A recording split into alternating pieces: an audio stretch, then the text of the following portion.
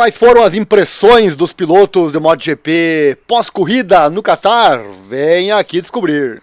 O Qatar nunca decepciona e 2025 certamente não foi diferente. Marc Marquez da Ducati reassumiu a liderança do Mundial, tivemos uma infração de pressão de pneus para Maverick Viñales da KTM e muito mais após um fantástico grande prêmio de muitas batalhas. Há certamente então muito para analisar após o GP do Qatar.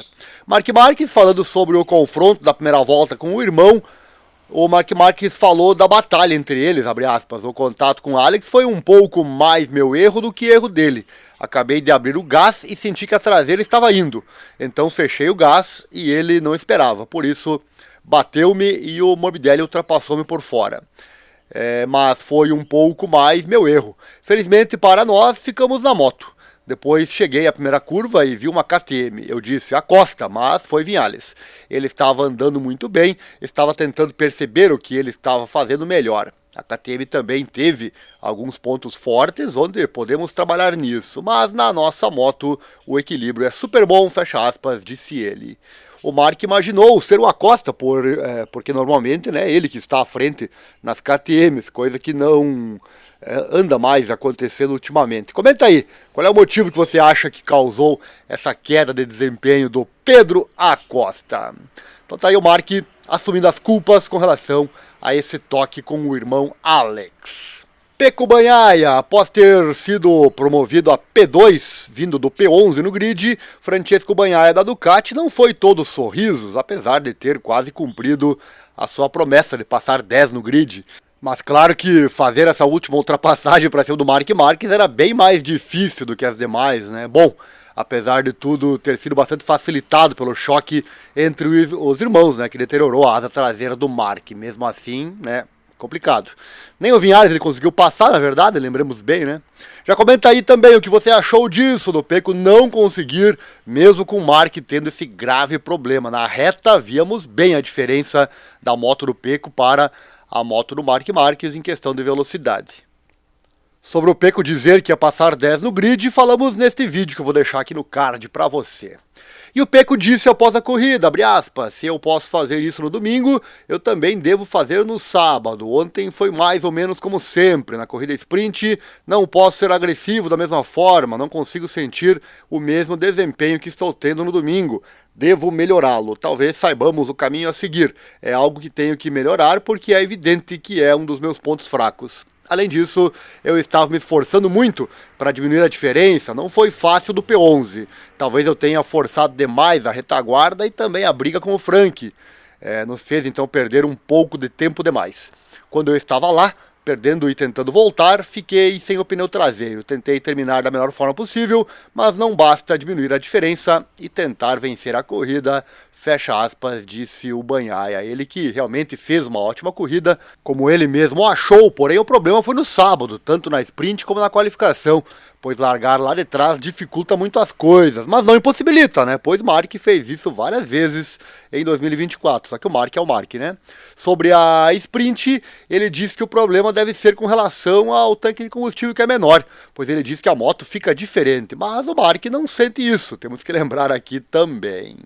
Maverick Viñales, falando antes de ser atingido por uma penalidade de 16 segundos por uma infração de pressão de pneus, o Maverick Viñales da KTM conquistou o P2 na bandeirada após a corrida e ele foi solicitado a prever seus sentimentos, já sabendo que o resultado poderia não ser válido. Abre aspas, eu estava apenas ansioso, não olhei para mais nada, não tive tempo, eu estava tão concentrado para apenas olhar para frente.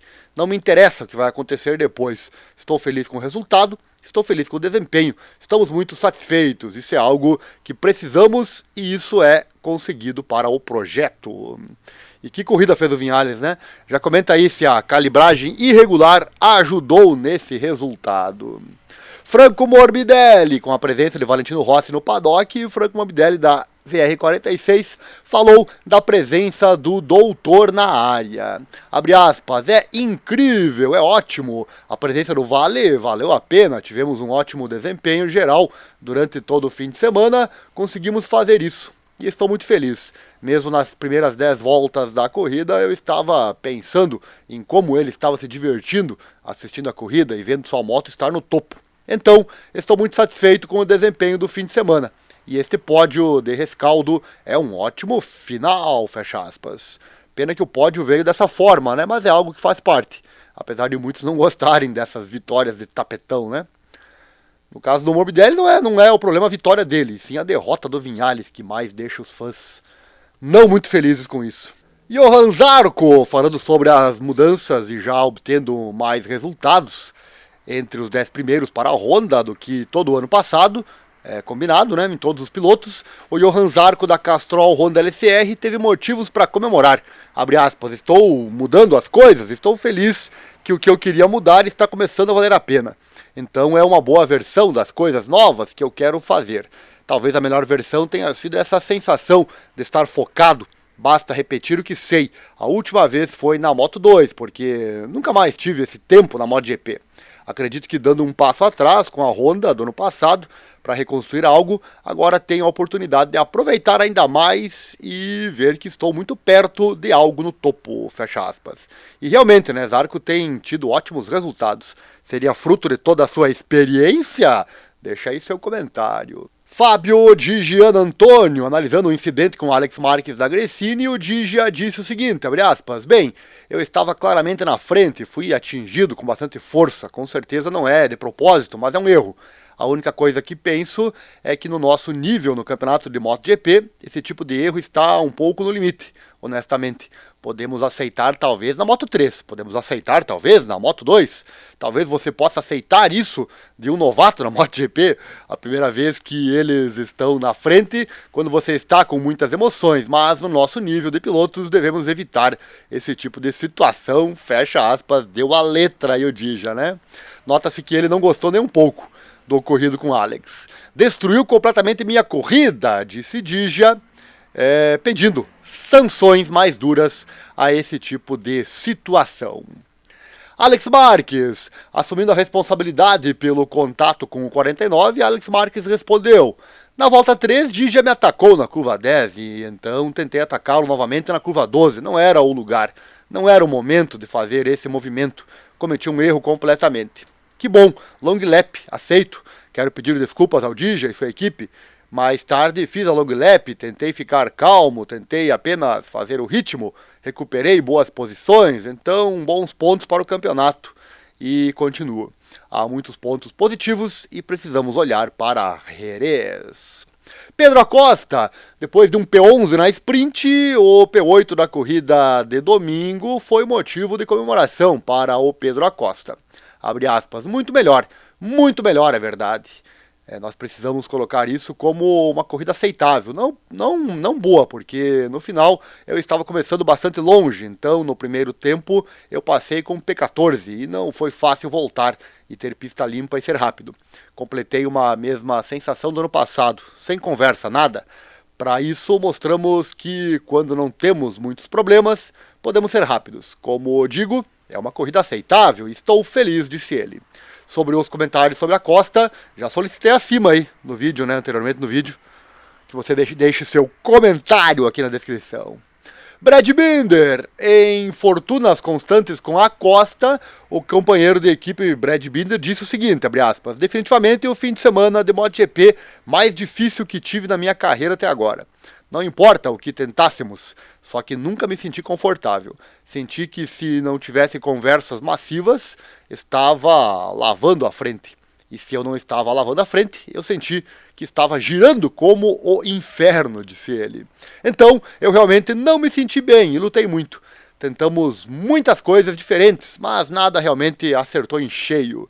Por alguma razão, desde a primeira volta aqui, senti que não tinha absolutamente nenhuma aderência traseira e não encontramos nada que fizesse com que parecesse normal.